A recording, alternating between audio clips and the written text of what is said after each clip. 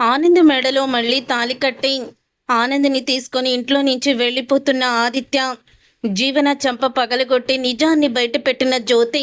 అసలు ఇదంతా ఎలా జరగబోతుందనేది ఈ వీడియోలో తెలుసుకుందాం. వీడియో నచ్చితే తప్పకుండా లైక్ చేయండి. మొత్తానికి ఆనంది అయితే ఊర్వశి వాళ్ళ తమ్ముణ్ణి తీసుకువచ్చి అందరి ముందు నిజాన్ని బయట పెట్టేస్తుంది.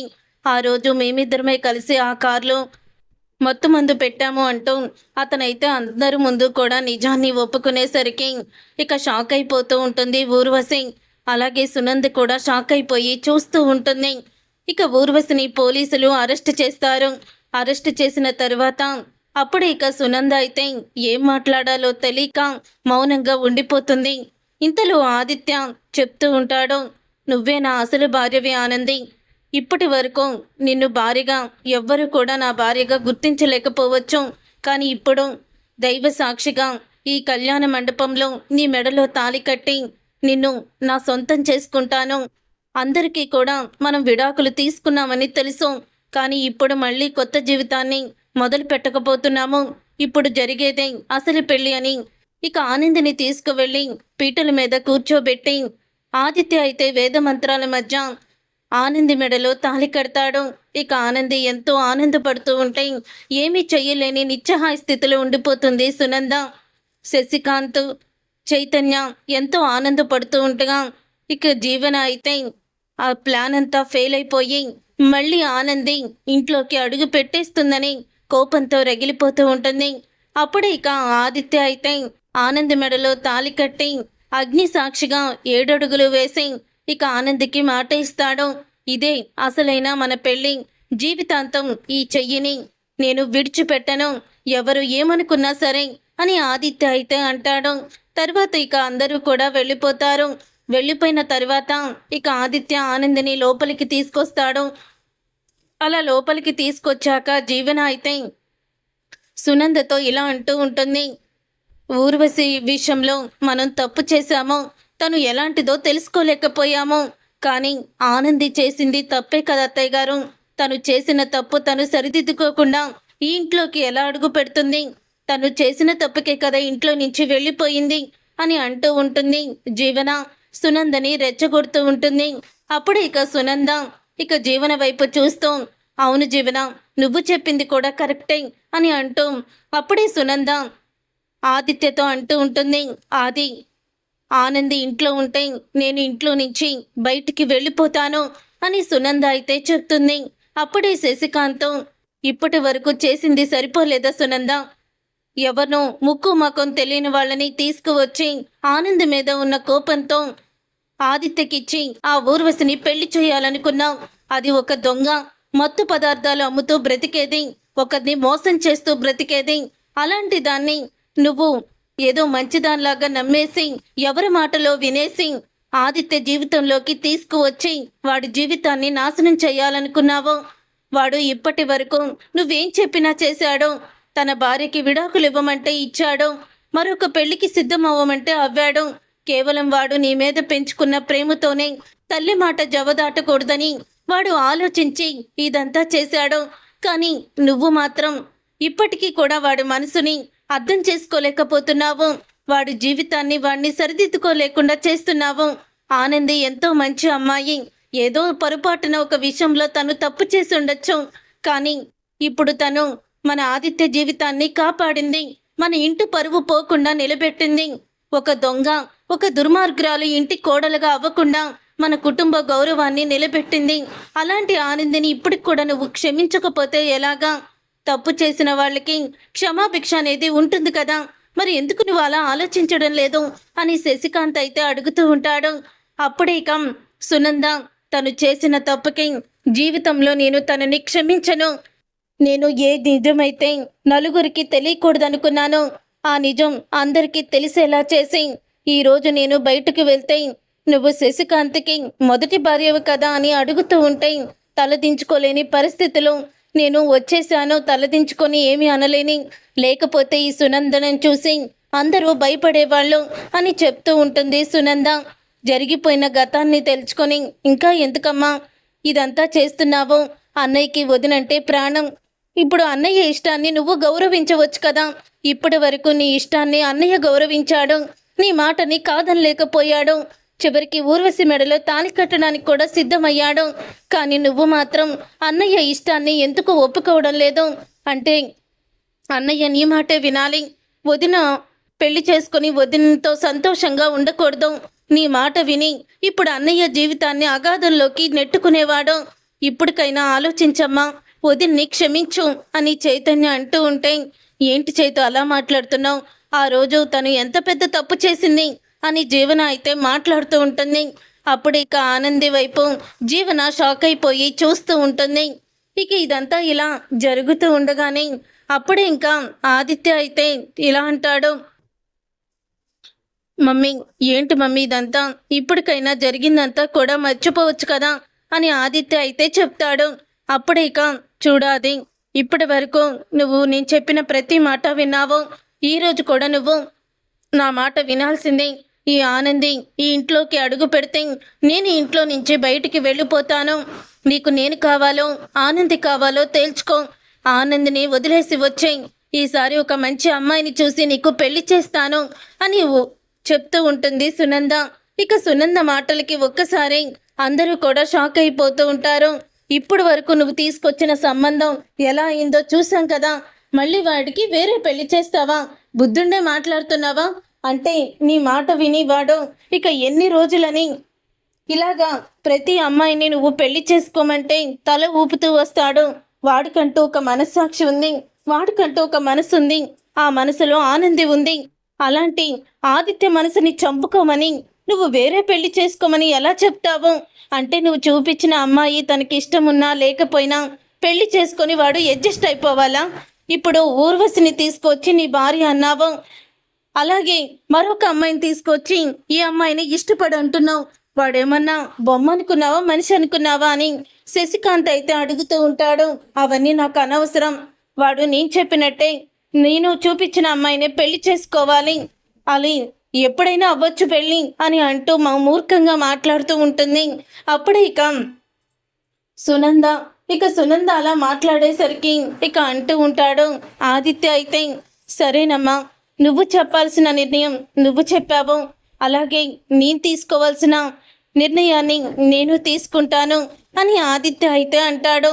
అప్పుడు ఇక ఆదిత్య మాట వినేసరికి, ఏంటి నువ్వు నిర్ణయం తీసుకుంటావా? ఏ నిర్ణయం తీసుకుంటావు అని అడుగుతూ ఉంటే అప్పుడే ఇంకా ఆ మాట విని, ఆదిత్య నువ్వు ఇంట్లో నుంచి వెళ్ళాల్సిన అవసరం లేదమ్మా, నువ్వు ఈ ఇంటి దేవతవి, నువ్వు లేని ఇల్లు నేను చూడలేను అని ఆదిత్య అంటాడు. నాకు తెలుసు అది, నువ్వు నన్ను వదిలి ఉండలేవని నాకు తెలుసు అని అంటూ ఉంటుంది. అప్పుడే సునంద, లేదమ్మా నిన్ను వదిలి నేను ఉండగలను, అందుకని నేనే నా భార్యని తీసుకొని ఇంట్లో నుంచి వెళ్ళిపోతున్నాను అని చెప్తాడు ఆదిత్య. ఇక ఆ మాట విని ఒక్కసారి అందరూ కూడా షాక్ అయిపోతూ ఉంటారు. చివరికి ఆనంది కూడా, అవునమ్మా నేనే నా భార్యతో బయటికి వెళ్ళిపోతాను, ఇష్టం లేని పెళ్లి చేసుకొని జీవితాంతం ఆ నరకయాతన నేను అనుభవించే కన్నా నా భార్యని తీసుకువెళ్ళి పేదరికంలోనే బ్రతకడమే నాకు ఇష్టం. నాకు ఏ ఆస్తి అవసరం లేదు, అంతస్తు అవసరం లేదు, నా భార్య ఉంటే చాలు. ఇన్ని రోజులు ఒక మంచి కొడుకుగా నువ్వు నా మాట వినాలి అంటే విన్నాను, ఒక మంచి కొడుకుగా నా బాధ్యత నేను తీసుకున్నాను. కానీ నువ్వు ఈ అమ్మాయినే పెళ్లి చేసుకోమని, ఆ అమ్మాయి మంచిది కాదని తెలిసాక మరో అమ్మాయిని పెళ్లి చేసుకోమంటాం, అది మాత్రం అసలు న్యాయంగా లేదు. నా జీవితం గురించి నాకంటూ ఒక లక్ష్యం ఉంటుంది, నాకంటూ ఒక ఆశలు ఉంటాయి. అవన్నీ చంపుకొని ఇక నీకు నీ ఇష్టం వచ్చినట్టు నేను బ్రతకలేను. అందుకని నేనే శాశ్వతంగా నా భార్యని తీసుకొని ఇంట్లో నుంచి వెళ్ళిపోతాను అని ఆదిత్య అయితే అంటాడు.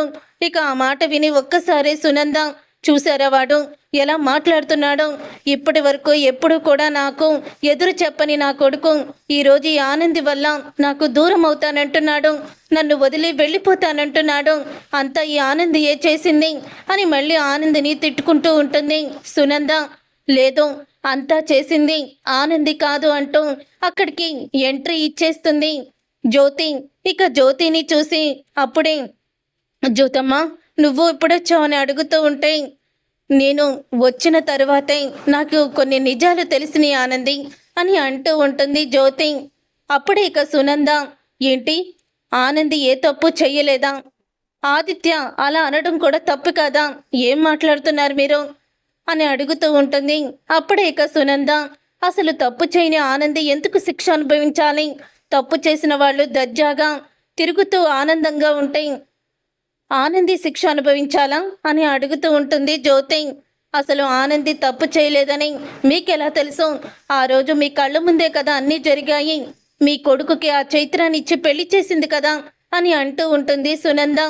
ఆ రోజు చైత్ర మెళ్ళ నా కొడుకు తాళి కట్టడానికి కారణం ఆనంది కాదు, పూర్ణిమ బలవంతం మీదే వాడు ఆ రోజు చైత్ర మెడలో తాళి కట్టాడు అని చెప్పడంతో, సరే తాళి కట్టాడు, మరి మీడియాకి ఇదంతా కూడా చెప్పింది ఎవరు అని అడుగుతూ ఉంటే, మీ గుండెల మీద చెయ్యి వేసుకొని చెప్పండి, ఆ రోజు నిజంగానే ఆనంది అందరి ముందు పరువు తీయాలని చూసిందా? మీ పరువు తీయాలని ఆనంది ఎప్పుడైనా అనుకుంటుందా? మరి ఆనంది గురించి ఎందుకు ఇప్పటికీ కూడా మీరు అర్థం చేసుకోలేకపోతున్నారు? తన కుటుంబం గురించి ఎంతలా ఆలోచిస్తుందో నాకు బాగా తెలుసు. కానీ మీరు ఆనంది గురించి ఒక్క క్షణం ఆలోచించి మీరు నిర్ణయం తీసుకోలేకపోయారు. తన వ్యక్తిత్వం ఏంటో, తనేంటో మీకు మొత్తం తెలుసు. మీ పరువు తీయడానికి మీడియాకి ఫోన్ చేసి తను చెప్పాల్సిన అవసరం తనకి లేదు కదా అని అంటూ ఉంటుంది జ్యోతి. మరి మీడియాకి ఫోన్ చేసింది ఎవరు అని అడుగుతూ ఉంటే, అప్పుడే ఏంటానంది, మీడియాకి ఫోన్ చేసింది, ఇదంతా చెప్పింది ఎవరో నీకు తెలుసు కదా, బయట పెట్టు అని అడుగుతూ ఉంటుంది. అప్పుడే జ్యోతి అలా అడిగిన తరువాత, అది జ్యోతమ్మ అని అంటూ ఉంటే, ఇంకా మరొకరి జీవితం గురించి ఆలోచిస్తూ నీ జీవితాన్ని నాశనం చేసుకుంటున్నావా? సరే, నీకు నువ్వు చెప్పలేవులే, నేను చెప్తాను.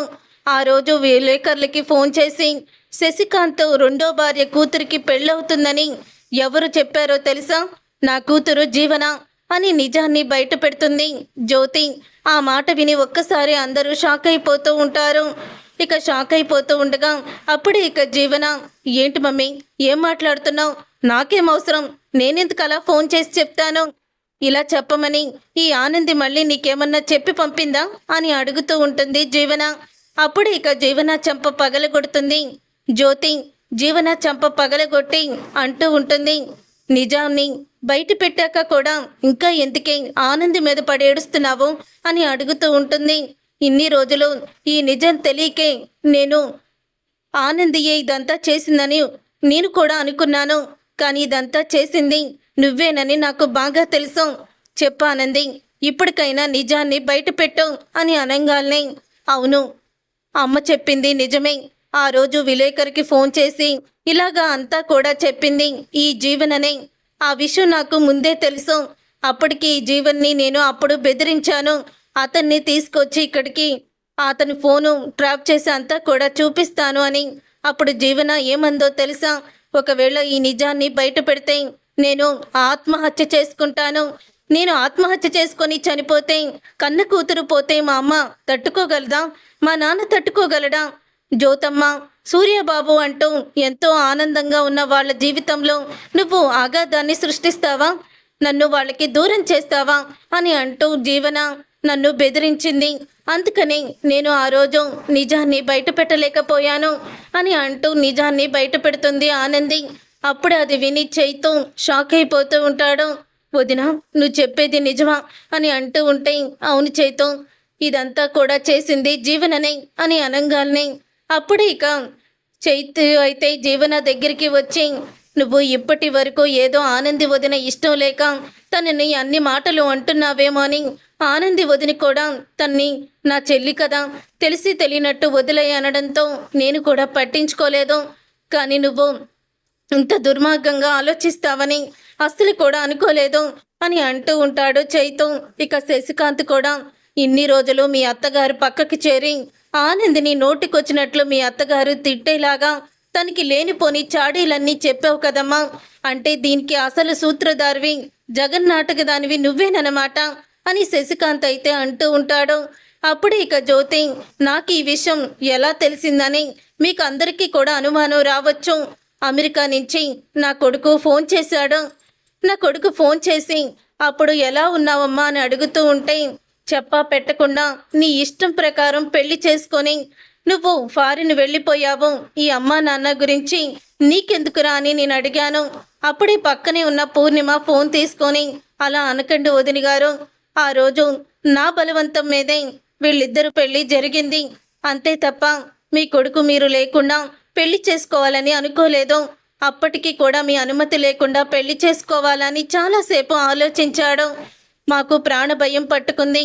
తరువాత ఇందుమతి వచ్చి తను ఇంకా మాలో భయాన్ని నింపింది. అందుకని ఆ ఇందుమతి అప్పటికప్పుడు పెళ్లి చెయ్యకపోతే ఇక మీ కూతురు మీరు బ్రతకరని చెప్పి అంది. ఆ ఇందుమతి మాటలు విని నేను అప్పటికప్పుడు భయంతో ఈ నిర్ణయాన్ని తీసుకున్నాను అని నిజాన్ని బయట పెడుతుంది. అప్పుడే జ్యోతి పూర్ణిమ ఫోన్ చేసి జరిగిందంతా కూడా చెప్పింది. అప్పుడే దీనికి అసలు సూత్రధారి మా చిన్నత్తగారేనని నాకు అనిపించి ఆవిడ్ని నిలదీసి ఇంట్లో నుంచి బయటికి గెంటేస్తాను, పోలీసులకి ఫోన్ చేస్తాను అని బెదిరించి అడగడంతో అప్పుడు అసలు నిజాన్ని ఆమె బయట పెట్టింది. ఇదంతా కూడా తన చేత చేయించింది జీవన అని చెప్పింది. అప్పుడే నేను అనుకున్నాను, జీవన ఆనందిని చూసి ఓర్చుకోలేక తనని ఇంట్లో నుంచి వెళ్ళగొట్టడానికి ఇదంతా చేసింది. సొంత మనుషుల్ని తను పరువు తీసేసింది అని నాకు అప్పుడే అర్థమయ్యింది. అందుకే నేను ఇక్కడికి వచ్చాను అని జ్యోతి అయితే చెప్తుంది. ఇక అసలు విషయం తెలుసుకొని ఒక్కసారి సునంది షాక్ అయిపోతూ ఉంటుంది. ఇక సునంది షాక్ అయిపోతూ అప్పుడే ఇక జీవన దగ్గరికి వెళ్ళి, నువ్వేని ఇదంతా చేసింది? ఆనంద్ మీద ఇన్ని నిందలు పడేలాగా ఆనంద్ ఇదంతా తప్పు చేసిందని నువ్వేనా? కావాలని వెనుక నడిపించిన సూత్రధారివి. అసలు తప్పులన్నీ నువ్వు చేసి ఆనంద్ మీదకి ఆ తప్పుల్ని నెట్టేశావా అని అడుగుతూ ఉంటుంది సునంద. అలా సునంద అడుగుతూ ఉంటే అప్పుడే ఇక జీవన అయితే, అది అత్తయ్య గారు, వీళ్ళ మాటలు నమ్మకండి, వీళ్ళందరూ ఆనంద్ పార్టీ కదా, అలాగే మాట్లాడతారు అని అనంగాల్ని అప్పుడే ఇక సునంద జీవన చెంప పగలగొడుతుంది. ఇక జీవన చెంప పగలగొట్టి, ఇంకా ఎందుకు నీ నాటకాలు, ఇంకా ఎందుకు ఈ మోసాలు? అసలు ఒకే కుటుంబంలో ఉంటూ ఆ రోజు ఆనందిని బయటికి నెట్టడానికి ఏ విషయం అయితే బయటికి రాకూడదు, మా పరువు పోకూడదని ఆలోచించాను. నువ్వు ఆ విషయాన్ని అందరికీ తెలిసేలా చేశావు. అసలు నువ్వింత దుర్మార్గంగా ఆలోచిస్తావని, ఇంత నీచానికి ఒడిగడతావని నేను అస్సలు కూడా అనుకోలేదు అని అంటూ ఉంటే ఇక ఆ మాట విని ఒక్కసారే జీవన నన్ను క్షమించండి అత్తయ్య అని అంటూ ఉంటుంది. అప్పుడు ఇక జీవనని ఆనంది పుట్టింటికి వెళ్ళి ఎలాగైతే తను సమస్యలు పడి బాధపడిందో నీకు కూడా ఆ బాధ ఏంటో తెలియాలి. ఈ రోజు నుంచి నువ్వు ఇంట్లో ఉండడానికి వీల్లేదో అని అంటూ ఉంటే అప్పుడు ఇక చైతు అయితే అంటూ ఉంటాడు, కరెక్ట్ టైంలో కరెక్ట్ నిర్ణయం తీసుకున్నావమ్మా. ఏ రోజు కూడా భార్యగా ఇంత కూడా ప్రేమ చూపించలేని దుర్మార్గురాలు ఇది. పెళ్ళైనప్పటి నుంచి తను తప్పులు తెలిసినా సరే తన మీద కొద్దో గొప్ప జాలుండేది. తాళి కట్టాను కదా, ప్రేమించాను కదా అని. కానీ ఈరోజు ఇది చేసిన పనికి నేను పూర్తిగా దీనికి నేను విడాకులు ఇచ్చేద్దామని నిర్ణయించుకున్నాను అని చైతు అంటాడు. అన్నయ్య కాదమ్మా, నాకు చూడు పెళ్లి సంబంధం. ఈ జీవన చేసిన కుట్రలు కుతంత్రాలు కోర్టులో చెప్పకుండానే మొత్తం విడాకులు ఇచ్చేద్దాము, కోర్టైనా తక్కువని ఇక విడాకులు అయితే ఇప్పించేస్తుంది మా ఇద్దరికి. అన్నయ్య వదిన ఎలాగైతే విడాకులు తీసుకున్నారో అలాగే మాకు కూడా విడాకులు ఇప్పించు. ఈసారి మాత్రం అన్నయ్య మాట వినకపోయినా నేను మాత్రం నువ్వు చూసిన అమ్మాయినే పెళ్లి చేసుకుంటాను. ఇక ఈ జీవన లాంటి దానితో నేను కాపురం చేయలేను. ఇలాంటి దాన్ని నేను భార్యగా ఊహించుకోలేను. నా కుటుంబం నాశనం అయిపోవాలని కోరుకొని వదిన జీవితాన్ని నాశనం చెయ్యాలని, ఇంట్లో ఎవరికి మనశ్శాంతి లేకుండా చేయాలని చూసిన ఈ జీవన అంటే నాకు అసహ్యం వేస్తుంది అని చైతు అయితే అంటాడు. అప్పుడు ఇక జీవన, చూసావా, కన్న కూతురి కాపురం కూలిపోతుందని కూడా లేకుండా ఇక్కడికి వచ్చి అందరి ముందు నిజాన్ని బయట పెట్టావు. నన్ను ఇంటికి పిలిచి 2 తగిలించొచ్చు కదా. ఇప్పుడు చూడు నీ కూతురి జీవితం నాశనం అయిపోయింది అని అంటూ ఉంటుంది జీవన. అప్పుడు ఇక జ్యోతి, నా కూతురివి కాదు నువ్వు. ఈ రోజు నుంచి నీకు నాకు ఎటువంటి సంబంధం లేదు. నువ్వు నాతో పాటు మన ఇంటికి మాత్రం రావద్దు అని అంటూ ఉంటుంది. అప్పుడే ఇక జ్యోతి అన్న మాటలకి షాక్ అయిపోతూ ఉంటుంది జీవన. మన ఇంటికి రాకుండా నేను ఎక్కడికి వెళ్తాను అని అడుగుతూ ఉంటే ఎక్కడికి వెళ్తావో, నీది క్రిమినల్ బ్రెయిన్ కదా, నువ్వు ఎక్కడికైనా వెళ్ళొచ్చు, అక్కడికే వెళ్ళు అని జ్యోతి అయితే ఊహించని నిర్ణయం తీసుకుంటుంది. చూశారుగా ఫ్రెండ్స్, రాబోయే కథలో ఖచ్చితంగా ఇలాగే జరగబోతుంది. మరి ఇలాగే జరగాలని మీరైతే కోరుకుంటున్నారా? అయితే వీడియోని తప్పకుండా లైక్ చేసి ఛానల్ని సబ్స్క్రైబ్ చేసుకొని పక్కనే ఉన్న గంట సింబల్పై ఆల్ అని క్లిక్ చేయండి.